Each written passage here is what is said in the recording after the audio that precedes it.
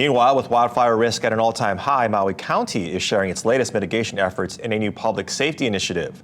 Take a look. The county is working right here along mile marker 13.5 in Ukumehame, in the area with the only highway that connects Central and West Maui. Over the past 2 years, this site has experienced 12 wildfires fueled by invasive vegetation and hazardous materials. But due to recent cleanup efforts, the county has now removed more than 160 abandoned vehicles, large volumes of trash and debris, 50-gallon tanks with unknown substances as well. The goal is to now restore the land with native wetland species.